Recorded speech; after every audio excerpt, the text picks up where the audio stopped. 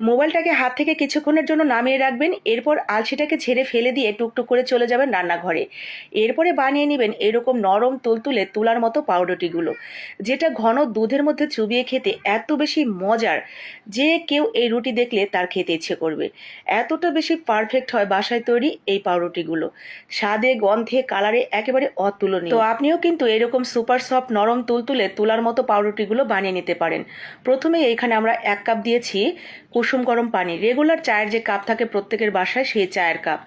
এরপরে এখানে আমি একটা ইস্ট নিয়েছি, সেই ইস্ট থেকে চা চামচের 1 চামচ ইস্ট দিয়ে দিয়েছি। 2 চামচ দিয়েছি চিনি আর স্বাদ মতো লবণ। ভালো করে চিনিটা গলিয়ে নিচ্ছি এবং ইস্টটাও পানির সাথে খুব ভালোভাবে মিশিয়ে নিতে হবে। মেশানো হয়ে গেলে একটা ডিম দিয়ে দিচ্ছি এখানে আমরা। ডিমটাও খুব ভালোভাবে ফেটিয়ে নিব। ভালো করে ফেটানো হয়ে গেলে আমরা এখানে দিয়ে দিব অল্প একটু ঘি। ঘি দিলে খুব সুন্দর একটা ফ্লেভার আসবে। যদি হাতের কাছে না থাকে আপনারা রেগুলার রান্নার তেল অল্প একটু দিয়ে দিবেন। এরপরে এখানে আমি 1.5 কাপ পরিমাণ দিয়েছি ময়দা। হাফ কাপ দিয়ে আমি 3 কাপ দিয়েছি এখানে। তো 1.5 কাপ পরিমাণ ময়দা দিয়ে খুব ভালো করে মেখে নিয়ে এটা আমরা রেখে দিব 2 ঘন্টার জন্য রেস্টে। উপর থেকে একটা ঢাকনা দিয়ে চুলার পাড়ে অথবা যেখানে ফ্যানের বাতাস টাতাস খুব বেশি যায় না এরকম জায়গায় 2 ঘন্টা রেখে দিবেন। 2 ঘন্টা পর ঠিক এরকম ইস্ট অ্যাক্টিভ হয়ে ডাবল হয়ে যাবে। তো এরপরে আমরা বাতাসটা বের করে নেব। বাতাসটা বের করা হয়ে গেলে জাস্ট হাত দিয়ে একটু মেখে নিয়ে এটাকে আমরা পিস পিস করে কেটে নিব। তো আমি একেবারে বড় বড় জাম্বো সাইজের 4টা পাউরুটি তৈরি করব, যাতে একটা খেলেই একজনের কাজ হয়ে যায়। ছোট ছোট করে তৈরি করলে এগুলো মানে মাঝারি করে করলেও আপনি 8টা বানাতে পারবেন। তো আমি বড় বড় করেই বানিয়ে নিয়েছি। তো ঠিক এইভাবে আমরা উপরের দিক থেকে নিচের দিকে নিয়ে নিচের দিকটা আবার একটু সমান করে দিয়ে ঠিক এভাবে গোল করে নেব। সবগুলো গোল করা হয়ে গেলে জাস্ট বেলন দিয়ে সামান্য একটু চ্যাপটা করে বড় করে নিচ্ছি, খুব বেশি পাতলা করব না।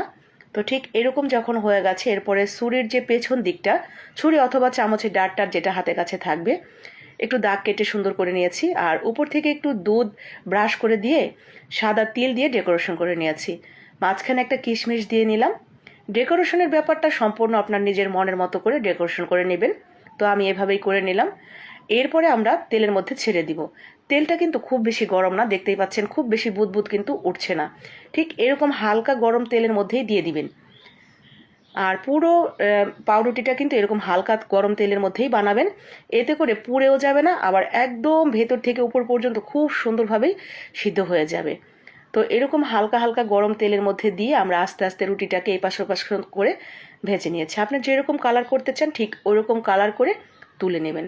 কেউ যদি একটু বেশি সাদা সাদা করতে চান তাহলে আগেই তুলে নেবেন, আর একটু কালার করতে চাইলে একটু পরে তুলবেন। চলেন এখন দেখি এটা কতটা পারফেক্ট হলো সবগুলো। দেখেছেন?